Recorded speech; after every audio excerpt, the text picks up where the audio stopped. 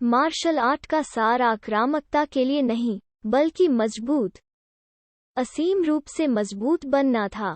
जब किसी पर अत्याचार किया जा रहा हो तो यह किसी की गरिमा की रक्षा करना था। यह खतरे में होने पर अपने परिवार और दोस्तों की रक्षा करना था। यदि मार्शल आर्ट को बनाए रखने के लिए एक निरंतर अर्थ नहीं था, चाहे वो कितना भी मजबूत क्यों न हो, यह एक अच्छी तलवार की तरह होगा, दूसरों के हाथों में एकमात्र उपकरण के रूप में। पूरी जाति के अस्तित्व के लिए चींटियां अपने से कई गुना भारी सामान ले जा सकती थीं। एक विश्वास के लिए एक मार्शल कलाकार ऊर्जा जारी कर सकता है जो मानव के अपने शरीर की सीमाओं को पार कर गई है। ये जियो के शरीर से ऊर्जा की लहर के बाद लहर धीरे धीरे निकल रही थी। बारिश अब करीब नहीं हो सकी और कुछ ही दूरी पर बनी रही। फिर वो दूरी 1 foot, 2 foot, 10 foot, 100 foot, 1000 foot हो गई। आध्यात्मिक ऊर्जा का एक अदृश्य क्षेत्र बना और निरंतर फैलता चला गया। थोड़ी देर बाद पैदल चल रहे कुछ राहगीर मदद नहीं कर सके लेकिन रुक गए। अरे, अब और बारिश क्यों नहीं हो रही है? सही बात है। बारिश अचानक क्यों रुक गई? 1 मील दूर अभी भी बारिश हो रही है। एक क्षण बाद ये जियो रुक गया और अपना सिर उठाया। एक और भी अधिक शक्तिशाली आभा एक पल में फूट पड़ी और आकाश की ओर प्रस्फुटित हुई, जिससे आकाश के सभी वर्षा मेघ दूर हो गए। ये जियो के गोरा चेहरे पर सूरज की रोशनी चमक रही थी। क्षितिज पर एक इंद्रधनुष दिखाई दिया। ये असाधारण रूप से सुंदर था और इसने कई लड़कियों को रुकने और तस्वीरें लेने के लिए आकर्षित किया। ये जियो ने अपने हाथों को अपनी पीठ के पीछे रखा और महान संप्रदाय को तोड़ने की भावना में डूबे हुए थे। अप्रत्याशित रूप से उसे ज्यादा खुशी का अनुभव नहीं हुआ। शायद आगे बढ़ने के बाद उसकी मनःस्थिति भी विकसित हो जाए। यह कहा जा सकता है कि उसकी मनःस्थिति में वृद्धि से उसकी साधना में सुधार आएगा। संक्षेप में कहें तो महान ग्रैंडमास्टर बनने के बाद उनकी मनःस्थिति पहले से कहीं ज्यादा परिपक्व नजर आने लगी। जब वो पहले वहां प्रवास करता था तो उसकी बीमारी की पीड़ा के कारण जल्दी ही उसकी मृत्यु हो गई। इसलिए उसकी मनःस्थिति पहले ही अपने साथियों से बहुत आगे निकल चुकी थी। अब उसकी मनःस्थिति पहले ही उस स्तर पर पहुंच चुकी थी जिसे सामान्य लोग नहीं समझ सकते थे। बिग डिपर का ग्रैंड मिस्ट्री सक्रिय हो गया था। एक महान गुरु की आध्यात्मिक ऊर्जा ने उनके आसपास के लोगों की दृष्टि और विचारों को बदल दिया। उस पल ऐसा लगा जैसे ये जियो उनकी आंखों से ओझल हो गया हो। चाहे वो इलेक्ट्रॉनिक उपकरण हो या जीवित प्राणियों की दृष्टि और इंद्रियां, उनमें से कोई भी ये जियो को नहीं देख सकता था, भले ही वो उनके ठीक सामने खड़ा हो, आमने सामने। आध्यात्मिक शक्ति के फैलने के बाद बहुत से स्थान जो पहले छिपे हुए थे अब अत्यंत स्पष्ट थे। ये ऐसा था जैसे ये जियो ने जियांगघई शहर में हर जगह कैमरे लगा रखे थे। मुझे विश्वास नहीं हो रहा है कि यह वहां है। ये जियो बुदबुदाया और बाहर निकल गया। जियांगघई शहर के बाहर महान नदी की ओर चल रहा था। उस समय वो अब जमीन पर कदम नहीं रख रहा था, बल्कि हवा में तैर रहा था, वातावरण में चल रहा था। ये ऐसा था जैसे हवा में अदृश्य सीढ़ियां थीं जो आगे बढ़ने पर उसका समर्थन करती थीं। यह एक महान ग्रैंडमास्टर की उड़ान के 2 लक्षणों में से एक था।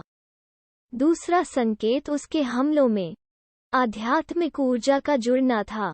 उसकी गति पहले से भी तेज थी। पहले ये जियो की आकृति को अभी भी ध्यान से देखा जा सकता था। इससे भी ज्यादा अगर कोई ऊंचाई पर खड़ा हो और एक विस्तृत कोण से देखता हो। यह बिल्कुल वैसा ही था जैसे जब एक बुगाटी अपनी सबसे तेज गति से चलाई जाती थी। तब भी वो मानवीय दृष्टि से बच नहीं पाती थी। अब आम लोग पहले से ही उससे पूरी तरह बेखबर थे। 5वीं कक्षा से ऊपर के मार्शल कलाकार केवल उन नियमित लोगों की तरह एक बात की छवि देख सकते थे जिन्होंने महान संप्रदाय में प्रवेश करने से पहले ये जियो को देखा था। जब तक वे ग्रैंड मास्टर रैंक से ऊपर नहीं थे, उनकी गतिविधियों को स्पष्ट रूप से देखना असंभव था। इसके अलावा, तो क्या हुआ अगर उन्होंने इसे देखा? यदि वे प्रमुख संप्रदायों से नहीं होते, तो वे उसके आंदोलनों को नहीं रख पाते। देख भी लेते तो कोई फायदा नहीं होता। ये जियो हवा पर चला और अंत में नदी के किनारे उतरा। दूर से ही उसे एक अकेला व्यक्ति बैठा हुआ दिखाई दे रहा था। वो आदमी पैसे का ढेर जला रहा था और पीठ पर तलवार लिए हुए था। ये जियो धीरे धीरे आगे बढ़ी। दूसरे पक्ष ने पलटकर उसकी ओर देखा। वो हल्का सा मुस्कुराया। यह पुस्तकालय के कार्मिक विभाग यांग झेंगी के प्रमुख थे। जैसा आपसे उम्मीद थी, आप वास्तव में मुझे ढूंढने में सक्षम थे। उस समय मिस्टर यांग ने अपना सामान्य सूट नहीं पहना था। इसके बजाय उन्होंने एक साटन वस्त्र पहना हुआ था। यह 100 साल से भी पहले का एक डिजाइन था, फिर भी कपड़े बिल्कुल नए थे। उस पर की गई कढ़ाई स्पष्ट रूप से असाधारण गुणवत्ता की थी। एक साधारण व्यक्ति या यहाँ तक कि एक ग्रैंडमास्टर के लिए भी उत्तम कढ़ाई के साथ ऐसा वस्त्र प्राप्त करना आसान नहीं था। गु हाई का मैसेज आपने मुझे भेजा था, है ना? सही बात है। आप ही थे जिन्होंने किंगेल का नक्शा लिया था? यांग झेंगई ने बात नहीं की, लेकिन कभी-कभी चुप्पी सबसे अच्छा जवाब था। The legend under the starry sky में रिकॉर्ड किए गए महान और दिव्य संप्रदायों में से एक आप थे, है ना? मैं आप पर एक स्टार जानवर की आभा को महसूस कर सकता हूँ। लेकिन आप बाघ राक्षस नहीं हैं और मेरे प्रति कोई शत्रुता महसूस नहीं करते हैं। फिर भी आप इतने लोगों का नुकसान क्यों करेंगे? यांग झेंगई ने एक और शराब पी ली। शराब की बोतल स्पष्ट रूप से बहुत पुरानी थी और हवा में शराब की तेज सुगंध थी। 100 साल से भी पहले विभिन्न राज्य 9 प्रांतों के खिलाफ मिल रहे थे।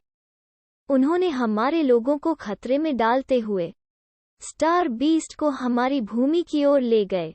दुनिया में उथल पुथल थी और 9 प्रांतों से धुआं उठने लगा। जियान घई शहर में एक मूर्ख मार्शल आर्ट विशेषज्ञ था जो दुश्मनों को खत्म करने के लिए अपने शिष्यों को पहाड़ से नीचे ले आया। अंत में वो आप ही मर गया और उसके चेले एक एक करके मारे गए। उस लड़ाई में मार्शल आर्ट विशेषज्ञ और उनके शिष्यों ने एक बहुत भारी कीमत चुकाई और अंत में किंगेल को दबाने में सफल रहे। हालांकि जो हास्यास्पद था वो यह था कि जियान घई शहर और कुछ अन्य शहरों में आध्यात्मिक ऊर्जा को बढ़ाने के लिए उच्च अपने वास्तव में किंगेल को नहीं मारा था। इसके बजाय उन्होंने उसके शरीर को टुकड़ों में विभाजित कर दिया और कुछ शहरों में आध्यात्मिक ऊर्जा का पोषण करने के लिए रक्तसार का उपयोग करके उन्हें सील कर दिया।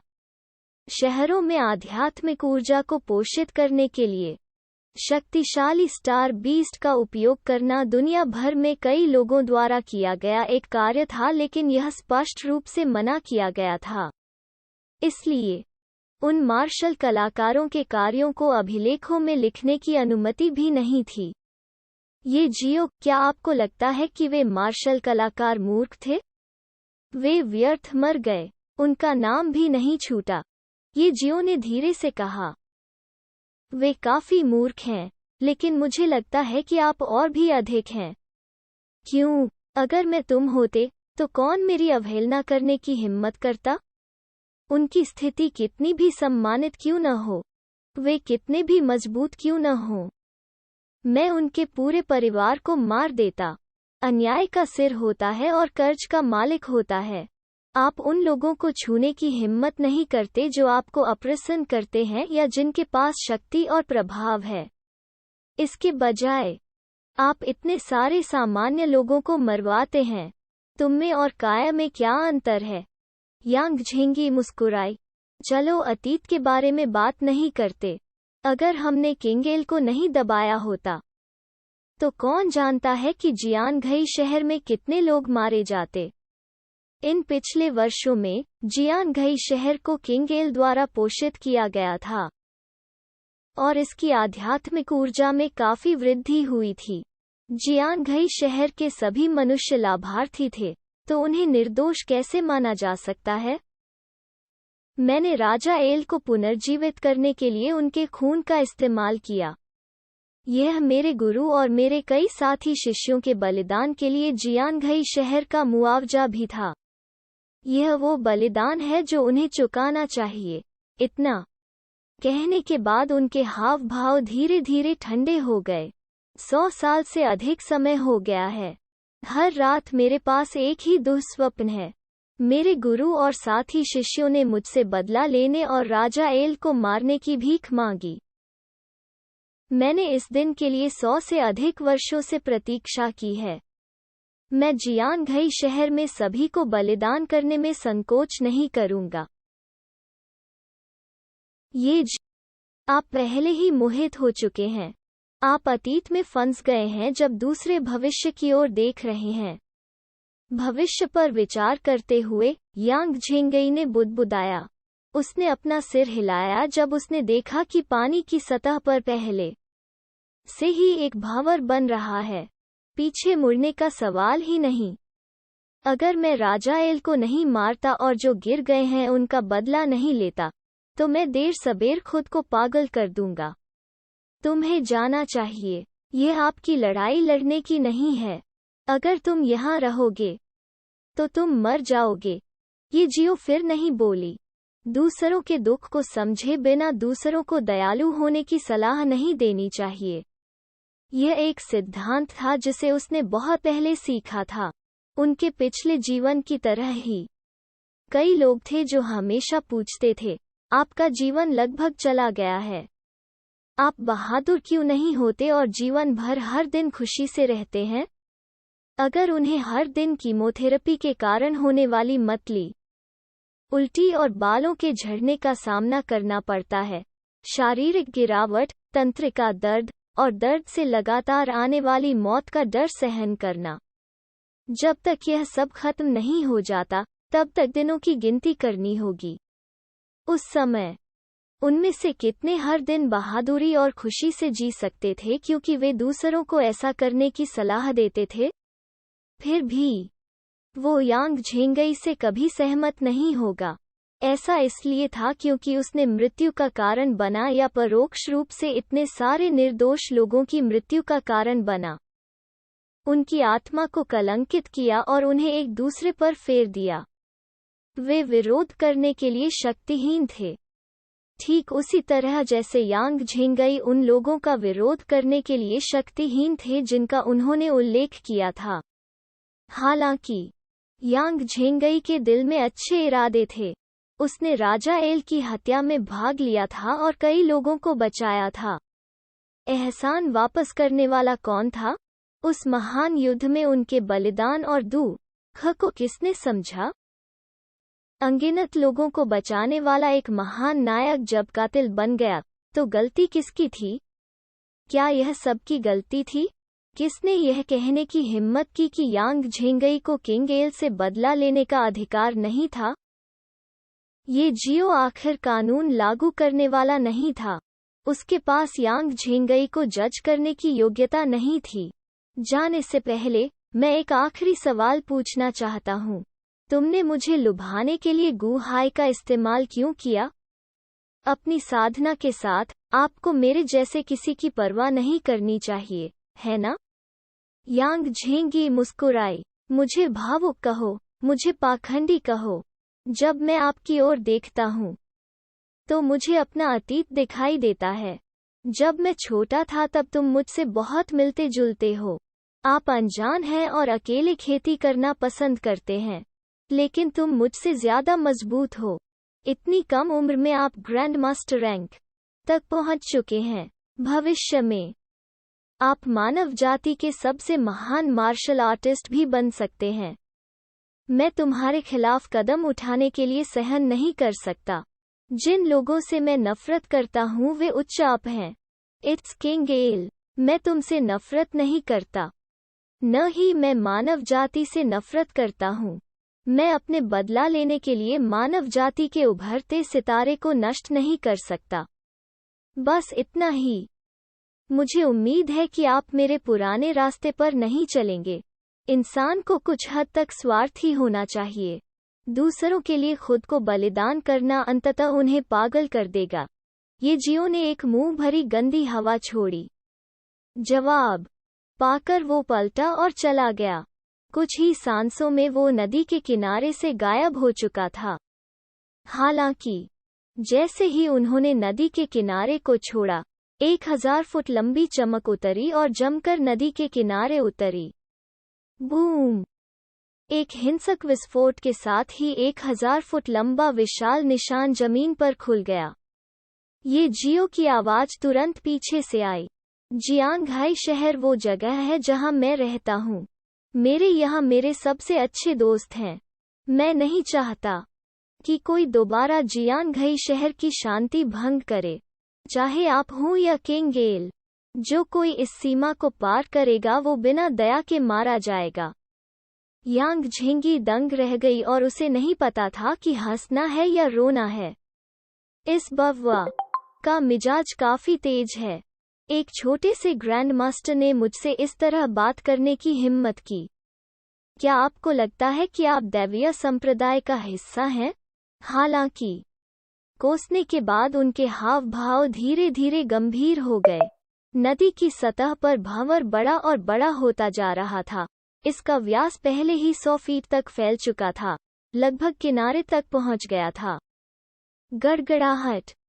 आकाश से अचानक बिजली का एक विशाल बोल्ट उतरा। अनगिनत काले बादल तेजी से इकट्ठा हुए, आकाश को ढंक रहे थे। साफ आसमान तुरंत रात की तरह काला हो गया। मार्शल आर्ट अकादमी में किन शेंगलोंग, जो पियाओ जियान शेंग के साथ मारपीट कर रहा था, उसने जो किया वो बंद कर दिया और एक गंभीर अभिव्यक्ति के साथ आकाश में असामान्य घटना को देखा।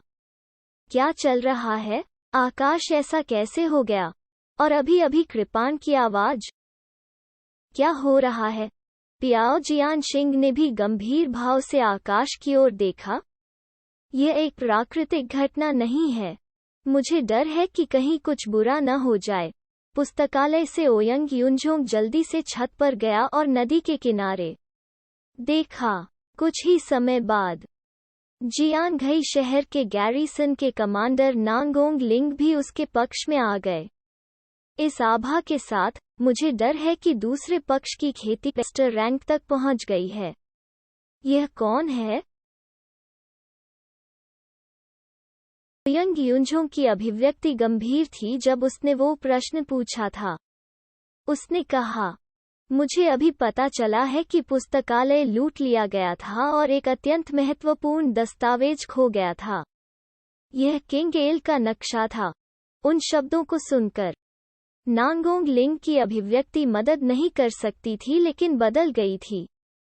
राजा एल, दैवीय स्तर का तारा जानवर जिसने ग्रेट बीस्ट आपदा किंग एल के दौरान जियांगहाई शहर पर आक्रमण किया था।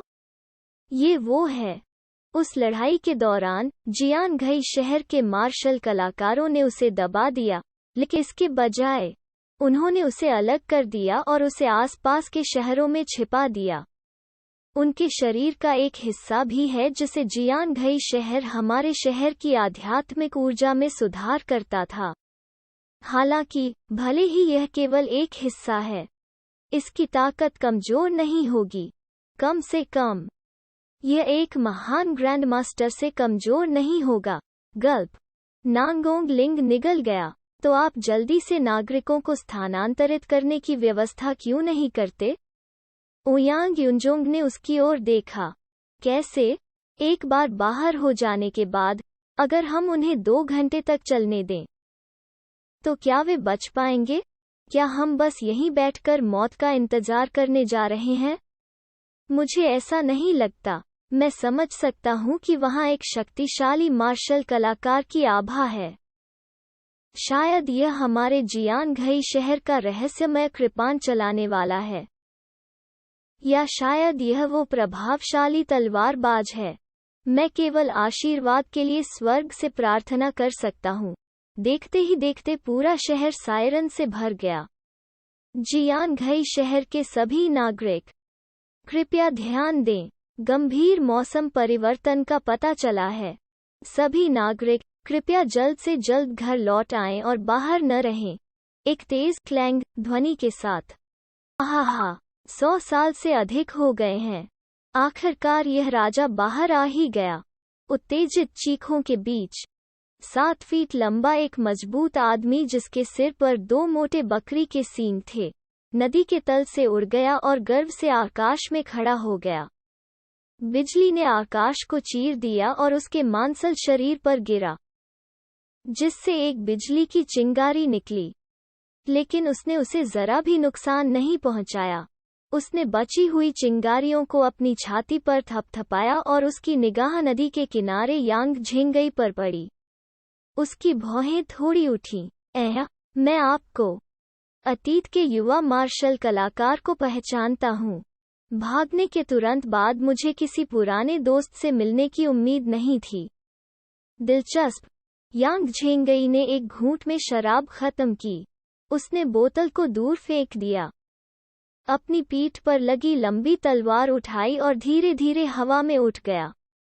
उसकी आंखों में एक ठंडी चमक झलक रही थी। यह 100 साल से अधिक हो गया है। आप काफी लंबे समय तक जी चुके हैं। मैं तुम्हें नरक भेज दूंगा।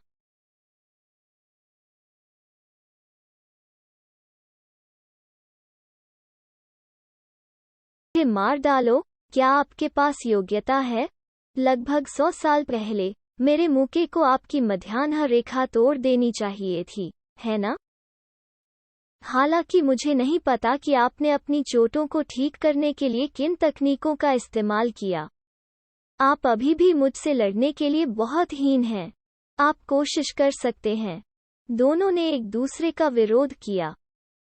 बिजली गिरने से धुएं की गंध तेजी से फैल गई और हवा में उठ गई। बिजली तेजी से और तेजी से नीचे उतरी। काले बादल छाने से मौसम में बदलाव आया। हल्की बारिश जो पहले रुक गई थी, वो और भी तेज हो गई। बूम! जब दोनों के बीच बिजली का एक बोल्ट लगा, तो यह मैच शुरू करने के लिए रेफरी की सीटी की तरह था। यांग झेंगी ने इच्छा व्यक्त की और उसकी पीठ की लंबी तलवार अपने आप खोल दी गई। ठंडी रोशनी चारों दिशाओं में फैल गई, जिससे हवा में भिनभिनाहट हुई। चर्चा। यह तेज और कान छिदवाने वाला था। 3 फुट लंबी तलवार बिजली के बोल्ट में बदल गई और सीधे किंग एल के चेहरे पर लगी। किंग एल ने अपनी आंखें थोड़ी सी सिकोड़ लीं। यद्यपि उनके शब्द तुच्छ थे, उन्होंने लड़ते समय अपने प्रतिद्वंद्वी को जरा भी नीचा नहीं देखा। उसने अपने दोनों हाथों को बढ़ाया और बिजली के 2 बोल्ट आकाश में गरज के साथ उतरे, जिससे उसकी हथेलियों में बिजली के 2 गोले बन गए। बिजली के गोले और 3 फुट लंबी बिजली की तलवार टकरा गई, जिससे तुरंत एक विशाल विद्युत तरंग निकल गई जो पूरे आकाश में फैल गई। तीव्र बारिश का तूफान वास्तव में उस समय खुला हुआ था और फिर नीचे शहर की ओर बह गया।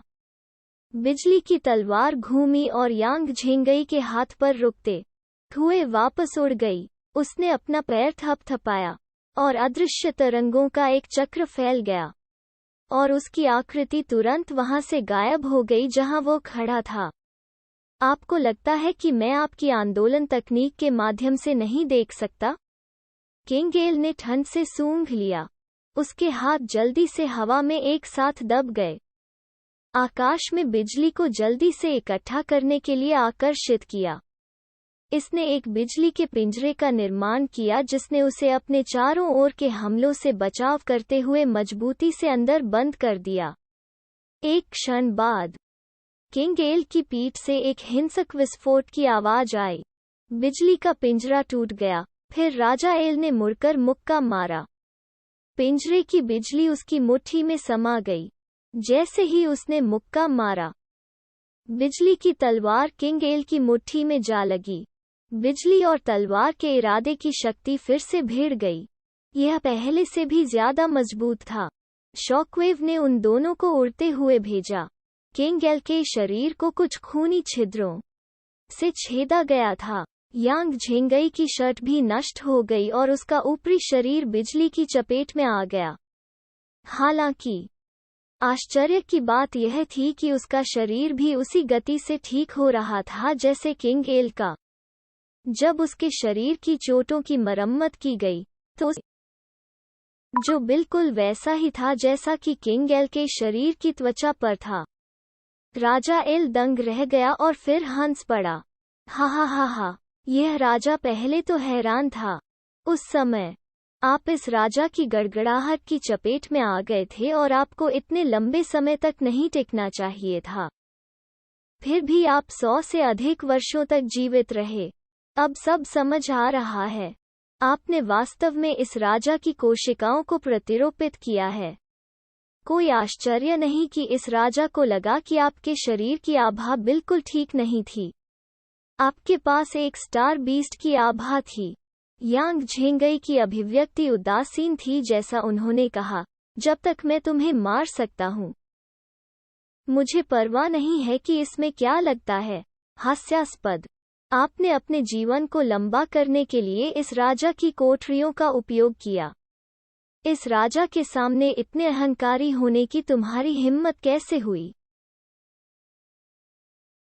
यांग झेंगई ने एक बार फिर अपनी तलवार आगे बढ़ा दी। यदि आप अपनी चरम अवस्था में होते तो मैं आपको हरा नहीं पाता। लेकिन अब आप अपने मूल स्व का केवल एक हिस्सा हैं। एकमात्र क्लोन जो केवल शानशन चौथी कक्षा में है और जिसमें एक ग्रैंडमास्टर की ताकत है। तुम्हें मारना कोई समस्या नहीं है। किंग एल ने हल्के से सूंघा और फिर से आगे की ओर चार्ज किया। दोनों ने हवा में 1 सेकंड में 100 से ज्यादा वार किए। ऊर्जा के हिंसक कंपन ने नदी के दोनों किनारों पर उतरे हमलों को गोली मार दी, जिससे एक के बाद एक गहरे गड्ढे बन गए। किन शेंगलोंग और जियान घई शहर के अन्य 2 ग्रैंड मास्टर उस क्षेत्र से निकलने वाली आभा को महसूस कर सकते थे। भले ही वे 100 मील दूर थे, लेकिन वे अपने दिल की धड़कन को महसूस नहीं कर सकते थे। यह बहुत डरावना था। क्या वो प्रमुख संप्रदायों के बीच की लड़ाई थी? उन दोनों के ऊपर से हवा और बादलों में हड़कंप मच गया। अपने घरों में छिपे कुछ युवकों ने आसमान में अजीबोगरीब दृश्य के छोटे छोटे वीडियो बनाकर इंटरनेट पर पोस्ट कर दिए। इंटरनेट पर तुरंत चर्चा की एक बड़ी लहर छिड़ गई। हे भगवान, इतना बड़ा शॉट कहाँ से आया? यहाँ तक उसने एक मौसम की घटना भी पैदा कर दी। तूफान चल रहा है। वो एक ग्रैंड मास्टर होना चाहिए, है ना? दादा दादी के अलावा और कोई भी इस तरह के उतार चढ़ाव पैदा नहीं कर सकता था। क्या जियांगघई शहर इतना बढ़िया है? इतने सारे ग्रैंड मास्टर्स। युद्ध के मैदान में 100 चालों के बाद यांग झेंगई ने अवसर का लाभ उठाया। उसकी तलवार एक जहरीले अजगर की तरह थी और वो तुरंत राजा एल की छाती से बेहद मुश्किल कोण पर छेद कर गई।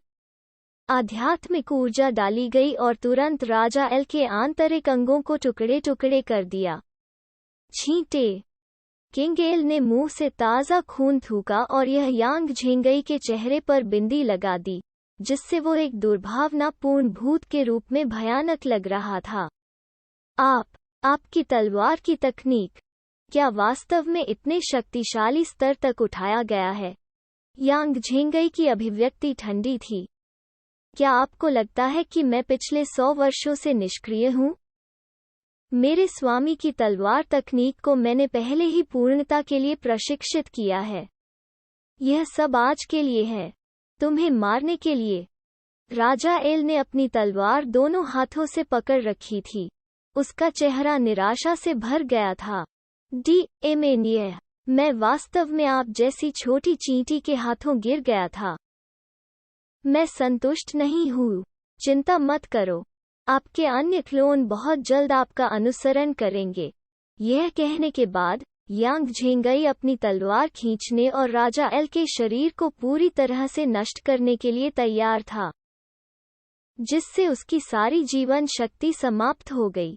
हालांकि उसी क्षण उसे अचानक एहसास हुआ कि वो अपनी तलवार नहीं खींच सकता। उसके मन में अचानक एक बुरा भाव उठ खड़ा हुआ। जब उसने अपना सिर उठाया तो किंग एल का मजाकिया अंदाज उसके सामने आ गया। मैं सिर्फ तुम्हें चिढ़ा रहा हूँ। क्या तुम सच में सोचते हो कि तुम अपनी दंड शक्ति से इस राजा को मार सकते हो? यह राजा भले ही कमजोर हो जाए, इसका मतलब यह नहीं है कि आप मजबूत हो गए हैं। आप ऐसी एमबैग। इससे पहले कि वो अपनी सजा पूरी कर पाता, राजा एल ने अचानक हमला कर दिया। उसकी हथेली में बिजली यांग झेंगई की छाती पर लगी। धमाका! एक जोरदार विस्फोट ने तुरंत यांग झेंगई की छाती को झुलसा दिया। विशाल बल ने यांग झेंगी को तोप के गोले की तरह बना दिया क्योंकि वह जमीन में दुर्घटनाग्रस्त हो गया, जिससे नदी के पानी से सिंचित एक विशाल गड्ढा बन गया। नदी के पानी के उसे निगलने की प्रतीक्षा किए बिना किंग एल ने एक बिजली का कोड़ा मारा, उसका गला बंद कर दिया और उसे फिर से हवा में खींच लिया। खांसी खांसी, यांग झेंगी ने मुंह से खून निकाला और जोर से खांसने लगी। कैसे? यह कैसे संभव है? तुम सिर्फ एक क्लोन हो।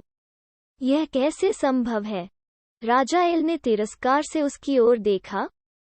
क्या आपको लगता है कि आप अकेले हैं जो पिछले 100 वर्षों से खेती कर रहे हैं? भले ही मैं एक क्लोन हूँ, मैं खेती करने के लिए कड़ी मेहनत कर रहा हूँ, पुनर्जन्म के दिन की प्रतीक्षा कर रहा हूँ और अन्य क्लोनों के साथ विलय कर रहा हूँ। इसलिए वर्तमान क्लोन भी उस क्लोन से अधिक मजबूत है जिसे 100 साल पहले सील किया गया था। एक मूर्ख और अज्ञानी इंसान हमेशा आपके अगम्य डोमेन के बारे में अनुमान लगाने के लिए चींटी की नज़र का इस्तेमाल करना पसंद करता है। हालांकि आप जो नहीं जानते हैं वो यह है कि आपने एक भगवान को उकसाया है जिसे आपको हमेशा के लिए देखने की जरूरत है। अगर तुमने मुझे रिहा नहीं किया होता तो इंसानों को कम से कम 10 साल और शांति मिलती, लेकिन दुर्भाग्य से आपके कार्यों ने मुझे पुनर्जन्म दिया है, इसलिए मैं अंत में अब अन्य क्लोन जारी कर सकता हूँ। जिस क्षण मैं अपने मुख्य शरीर में विलीन हो जाऊंगा, यह मनुष्यों के लिए विपत्ति का कारण बनेगा। इसके बारे में सोचो भी मत। यांग झेंगई ने दहाड़ लगाई और अपनी ताकत इकट्ठी कर ली। उसने 3 फुट लंबी बिजली की तलवार को पकड़ लिया और सीधे राजा एल की छाती में छेद कर दिया। किंग एल का चेहरा ठंडा था क्योंकि उसने अपनी मुट्ठी सीधे तलवार पर पटक दी, जिससे वो एक पल में चकनाचूर हो गई। धमाका! तलवार फट गई और टुकड़े लेजर बीम की तरह वापस उड़ गए। एक पल में उन्होंने यांग झेंगई के शरीर में छेद कर दिया, जिससे उसे एक और खून निकला। यदि यह इस तथ्य के लिए नहीं था कि ग्रैंड मास्टर का भौतिक शरीर पहले से ही इसे झेलने के लिए पर्याप्त मजबूत था, तो वह चाल उसे पूरी तरह से मारने के लिए पर्याप्त होती। फिर भी उसकी मध्याह्न रेखाएं टूट चुकी थीं और उसने अपनी सारी आध्यात्मिक ऊर्जा खो दी थी। हालांकि उसने मरने के लिए नहीं बल्कि इसे पकड़ने के लिए आखिरी हिस्से पर भरोसा किया। क्या तुम वो दिखता है?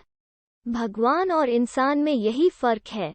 राजा एल की आंखों से उपहास का संकेत प्रकट हुआ, मानो वो किसी चींटी को देख रहा हो। यांग झेंगई अब हिल नहीं सकती थी। बिजली की जंजीर में फंसने से उसका चेहरा थकान से भर गया।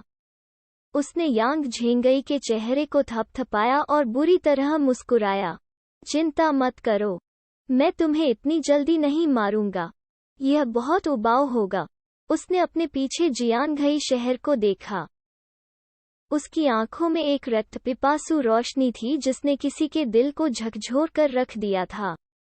ऐसा लग रहा था कि यांग झेंगई ने कुछ सोचा होगा। आप क्या योजना बना रहे हैं? राजा एल ने अपने होठों को चाटा। उसकी आंखों में एक कटु शीतलता दिखाई दे रही थी। हे 100 साल से भी पहले इस शहर की वजह से मुझे दबा दिया गया था। आज मैं तेरे सम्मुख इस नगर को आपके ही हाथों से नाश करूंगा। जिसके बारे में बात करते हुए मुझे मानव मांस के स्वादिष्ट स्वाद का स्वाद लेते हुए 100 साल से अधिक समय हो गया है। यांग झेंगी कांप उठा। जब वो युद्ध हार गया था तो उसके चेहरे पर स्वीकृति के अलावा कुछ नहीं था। अब वास्तव में निराशा का एक संकेत था। नहीं, आप यह नहीं कर सकते। नहीं, दुर्भाग्य से आपके पास अंतिम बात नहीं है। किंग एल के शब्दों ने यांग झेंगई का दिल ठंडा कर दिया। वो निराशा से भर गया। वो हार गया था। नुकसान की लागत उनकी अपेक्षा से अधिक थी। वो न केवल किंग एल के एक क्लोन को नष्ट करने में विफल रहा, बल्कि उसने जियानघई शहर में लाखों लोगों की बलि भी दी थी। उसने कई लोगों की मौत का कारण बना था, लेकिन वो मुहर तोड़ने और राजा एल के क्लोन को नष्ट करने के लिए था। यह उनके दिल में जुनून के कारण था। अगर वो वास्तव में जियानघई शहर में लाखों लोगों की मौत का कारण बनता, तो उसकी अंतरात्मा का अंतिम भाग इसे सहन नहीं कर पाता।